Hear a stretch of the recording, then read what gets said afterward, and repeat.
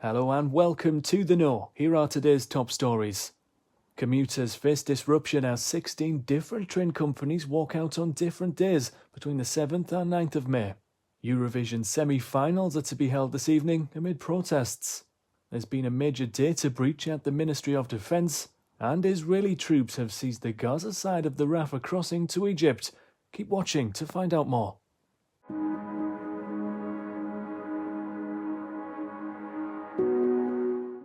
Train services on some of the capital's busiest routes have been disrupted as drivers go on strike over pay disputes.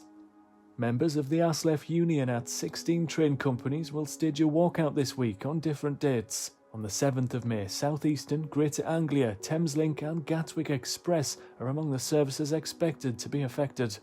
The union has accused the government of giving up trying to resolve the long-running dispute. No formal talks between the operators and the union have been held for a year after members rejected a previous deal. The deal proposed to drivers included a 2-year offer of 4% in 2023 and another 4% this year. It was rejected by drivers who said it fell below inflation and is linked to changes to their terms and conditions. But there seems to be a glimmer of hope in the horizon for commuters in the long-running pay disputes and strikes. Rail Delivery Group have invited ASLEF for a meeting to explore a common ground on the issue. A Department for Transport spokesperson said, "The Transport Secretary and Rail Minister have already facilitated a pay offer that would take train drivers' average salaries up to £65,000, almost twice the UK average salary. ASLEF are the only union left striking after the government oversaw deals with all the other unions." Eurovision's first semi-final will kick off later this evening, with the second held on Thursday, the 9th of May. 10 countries from each show will be heading off to the finals on the 11th of May. For the first time this year, the Big Five, which are UK, France, Germany, Spain and Italy, will compete in the semi-finals. They automatically have a place in the finals due to their contribution to the European Broadcasting Union and will not be competing for votes. A host country in this year's competition, which is Sweden, gets an automatic place in the finals as a courtesy. Ollie Alexander has been selected as the representative for the UK. The star spoke of his excitement entering the competition while at the Brits in March. I'm so excited, I can't wait. I've always loved Eurovision and I feel like this is just like a once in a lifetime experience. So I'm just really going to put it all out there, make the most of it, do something that I'm going to be proud of. But do you know what my plan is? Honestly, to just focus on doing the best that I can and not worry about where I come on the leaderboard, because there's just so much out of your control. You just never know what's going to happen. That's the beauty of the competition. There's so much out of your control. So yeah, I'm just going to do my best and try and make everyone proud. I mean, I don't know what I'm going to be wearing yet, so I can't tell you that. But I can tell you I will be performing with 4 dancers. Okay. And hopefully making a performance that will be quite unexpected and very memorable. But you just have to wait and see.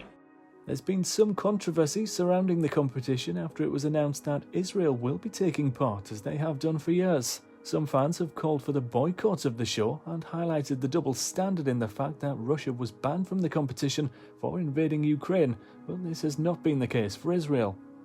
In a Q&A on their site, Eurovision said, "As a non-political organisation, the EBU's role is to support public service broadcasters throughout Europe and the Middle East. The Israel Public Service Broadcaster has been a member of the EBU for over 60 years. The Russian public service broadcasters had their EBU membership suspended in 2022 due to consistent breaches of membership obligations and the violation of public service media values."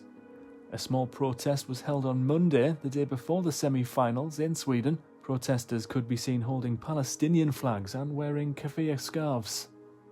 Sweden and Eurovision have both said they are expecting protests to be held while the competition is ongoing and have said they respect the right to express their deeply held views. China has been accused of hacking the Ministry of Defence payroll system, with the breach exposing personal names and bank details. The MOD was forced to take the system offline as pressure now mounts on the government to respond to the attack. Defence Secretary Grant Shapps has briefed the MPs on the data breach. While the government has not named the country behind the attack yet, recent reports suggest that it was China. However, Beijing denies being behind the data breach. Army personnel have been reassured by the MOD that they will be getting their salaries on time this month and that they will be provided prompt support and advice. Conservative former leader Sir Ian Duncan Smith said, "This is yet another example of why the UK government must admit that China poses a systemic threat to the UK and change the integrated review to reflect that. No more pretense. It is a malign actor supporting Russia with money and military equipment, working with Iran and North Korea in a new axis of totalitarian states." The payroll data was not connected to the main MOD computer system and was run by an external contractor. The MOD has been working over the last 72 hours trying to understand the extent of the cyber attack. The data breach puts the UK in a negative light, as allies could question whether they can share sensitive information with the country. And finally, Israel has taken control of the Rafah crossing on the Gaza side, through which international aid has been coming from Egypt. Tanks were seen rolling into the south of Gaza to take control of the area, with the IDF reporting that they had killed 20 Hamas gunmen. Rafah is currently teeming with over 1 million refugees who had fled earlier invasions of northern Gaza and fled south as the army moved towards the centre and finally besieged Rafah. The latest escalation comes despite Hamas agreeing to a ceasefire deal, as Netanyahu's office said the proposal agreed to was far from Israel's essential demands. Israel has, however, sent negotiators to Egypt to continue negotiations on a ceasefire agreement. Israeli allies, the US and UK, both have warned the country against invading Rafah, believing it would result in catastrophic human casualties. On reports of an imminent invasion of Rafah, Prime Minister Rishi Sunak on Monday said Hamas needs to agree to a ceasefire deal. I've been very consistent that we are concerned, deeply concerned, about the prospect of a military incursion into Rafah, given the number of civilians that are sheltering there and the importance of that crossing for aid. I've made those points repeatedly to Prime Minister Netanyahu. The priority right now should be on all parties, but particularly Hamas, to agree to a deal, to release hostages and allow more aid to go in as part of a temporary pause, which will allow us to build a sustainable ceasefire. That's the best way to end the suffering, and that's what I'll continue to call on all parties to do.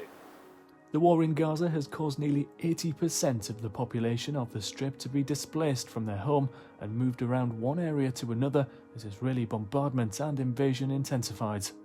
Buildings have been flattened to the ground and large residential areas left to be concrete rubbles as the Israeli Air Force bombed Hamas gunmen in their tunnels.